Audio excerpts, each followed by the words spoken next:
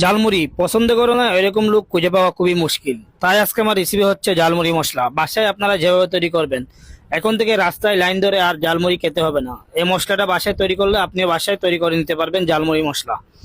তার জন্য প্রথমে আমি নিয়ে নিচ্ছি 1 টেবিল স্পুন গুঁড়া মরিচ, 1/2 টেবিল স্পুন ধনিয়ার গুঁড়া, 1/2 টেবিল স্পুন জিরার গুঁড়া, অল্প একটু হলুদের গুঁড়া। এর মধ্যে দিয়ে দিচ্ছি অল্প একটু পানি কুসুম গরম। এখন আমি মশলাগুলি ভালো মতো এখানে গুলিয়ে নিব। আমার এখানে পানি একটু কম আছে, আর একটু পানি অ্যাড করে নিব। অ্যাড করে আমি সুন্দর করে মশলাটা ভালো মতো গুলিয়ে নিব, যেন দানাদার না থাকে, এটা খেয়াল রাখবেন। মশলাটা গুলিয়ে আমি এখন রেখে দিচ্ছি।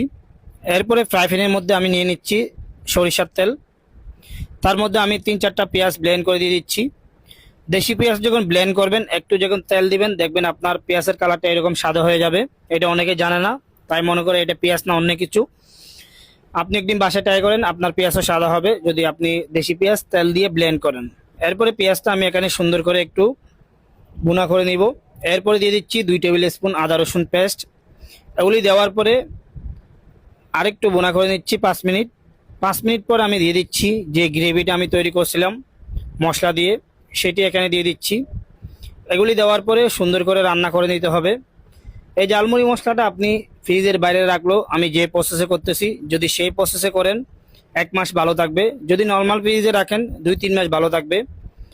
এখন আমি ঝালমুড়ি মশলাটা 10 মিনিট ভুনা করে অল্প একটু মিক্স গরম মশলা দিয়ে দিচ্ছি। গরম মশলা দিয়ে আরেকটু সুন্দর করে নাড়াচাড়া করে নিচ্ছি। এটা আপনি যত এখানে আগুনের মধ্যে ভালো মতো রান্না করবেন, একেবারে কালো কালার আসা পর্যন্ত, তাহলে আপনার ফ্রিজের বাইরে রাখলে নষ্ট হবে না। এখন আমি দিয়ে দিচ্ছি অল্প একটু লবণ। লবণ দিয়ে আমি ওয়েট করব চুলার হিটটা মিডিয়ামে রেখে, যতক্ষণ পর্যন্ত এই জালমুড়ি থেকে প্রপার তেল ছেড়ে দিবে না আর জালমুড়ি মশলাটা একেবারে কালো কালার চলে আসবে না, ততক্ষণ পর্যন্ত এটি রান্না করে নিব। দেখেন এখন ঝালমুড়ি মশলার প্রপার কালারটা চলে আসছে। এইভাবে যদি আপনি কালারটা করেন তাহলে আপনার ফ্রিজের বাইরে 1 মাস ভালো থাকবে। এখন ঝালমুড়ি মশলাটা আমি মাখায় নিচ্ছি, একটু মশলা পেঁয়াজ কুচি ধনিয়া পাতা কুচি দিয়ে ভালো মতো মিক্স করে নিচ্ছি। আপনি চাইলে এখানে চিকেন বিফ অ্যাড করতে পারেন, তাহলে খেতে আর ভালো লাগবে। এরকম কোটার মধ্যে আপনি যদি ফ্রিজে রাখেন, নর্মাল ফ্রিজে 2-3 মাস ভালো থাকবে।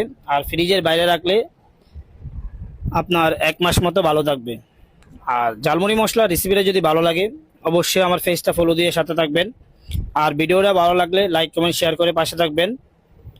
আজকে এই পর্যন্ত, দেখা হবে অন্য কোনো রেসিপি নিয়ে। সে পর্যন্ত ভালো থাকবেন। আল্লাহ হাফেজ। আসসালামু আলাইকুম।